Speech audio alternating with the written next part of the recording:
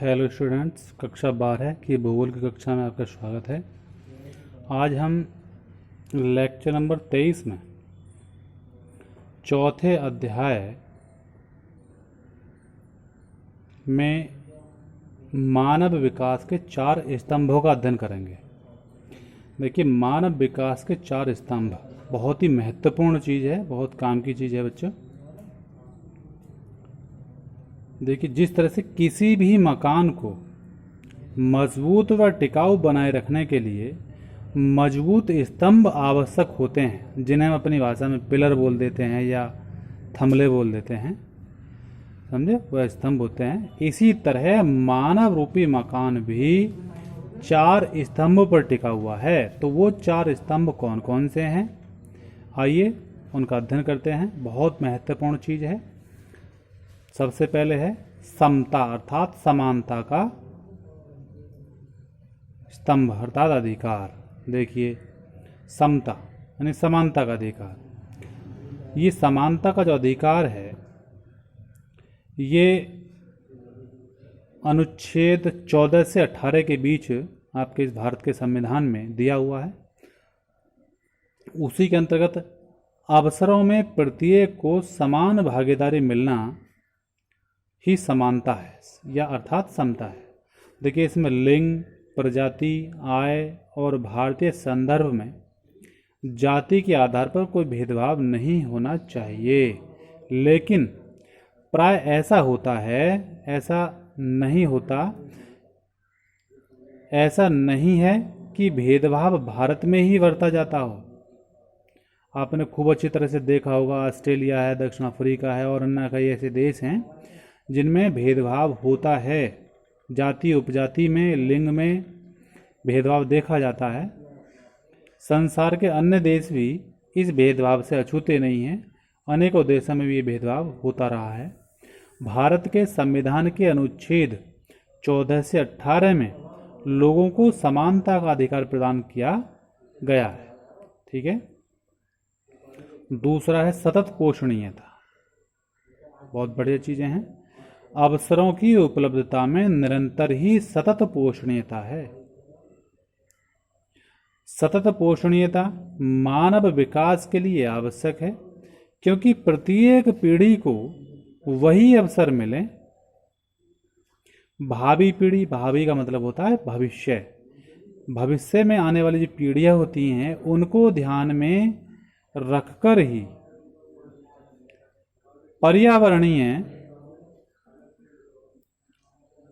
वित्तीय और मानव संसाधनों का उपयोग करना चाहिए। अब क्यों करना चाहिए?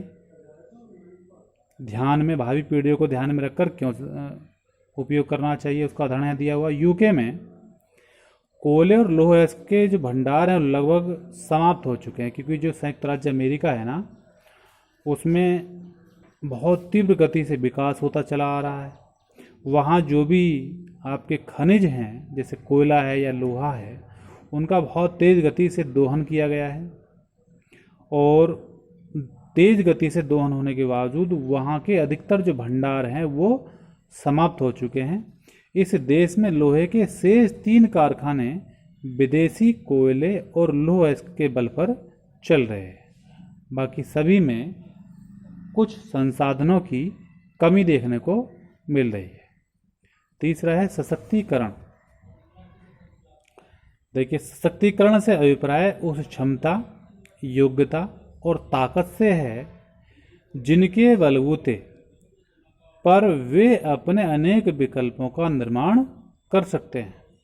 ऐसी ताकत लोगों को स्वतंत्रता दे करके और उनकी क्षमता बढ़ा करके ही पैदा की जा सकती है। इसका जो चौथा स्तंभ है, पेज पलटें आगे, चौथा स्तंभ है वो है उत्पादकता। देखिए, यहाँ उत्पादकता शब्द का प्रयोग मानव श्रम की उत्पादकता के संदर्भ में किया गया है। लोगों को समर्थ और सक्षम बनाकर मानव श्रम की उत्पादकता को निरंतर बेहतर बनाना चाहिए। अंतोगत्वा लोग ही राष्ट्रों की सच्ची संपदा हैं। जो व्यक्ति है, जो मानव है, यदि उसकी कार्यकुशलता सही है, यदि उसका स्वास्थ्य ठीक है, तो वही वास्तव में किसी देश की सच्ची संपदा मानी जाती है, क्योंकि मानव ही जो पृथ्वी से संसाधन निकाले जाते हैं उनको रूप परिवर्तित करके अपने उपयोगार्थ बनाता है और उसका उचित दोहन कर अपना और अपने राष्ट्र का विकास करता है। तो ये कम प्राकृतिक संसाधनों से ही अच्छी और अधिक मात्रा में वस्तुएं बना सकते हैं। जापानी लोग थोड़े से कच्चे माल का उपयोग करके भारी संख्या में और बहुत अधिक मात्रा में अत्यधिक मूल्यवान इलेक्ट्रॉनिक्स उपकरण बनाते हैं। तो इसका मतलब क्या हुआ? क्योंकि वह कार्यकुशल हैं, दक्ष हैं, निपुण हैं, वो संसाधन का कम उपयोग करते हैं और अत्यधिक मूल्यवान इलेक्ट्रॉनिक उपकरणों को बना डालते हैं। इसलिए लोगों के ज्ञान में वृद्धि करके और उन्हें अच्छी स्वास्थ्य सुविधा दे करके उनकी कार्यक्षमता को बेहतर बनाया जा सकता है, जिससे वह उत्पादक जो हैं सही अच्छी स्थिति में किसी भी चीज़ का उत्पादन कर सकें। तो इस तरह से ये आपके 4 स्तंभ हैं, 4 महत्वपूर्ण संकल्पनाएं हैं, जिनके ऊपर एक मानव रूपी जो मकान है वो टिका हुआ है। बहुत महत्वपूर्ण चीज़ है, बहुत अच्छी चीज़ है, मानव विकास के 4 स्तंभ। इसको आप याद करें अच्छी तरह से और फिर उसके बाद अपनी कॉपी में नोट कर लें। धन्यवाद।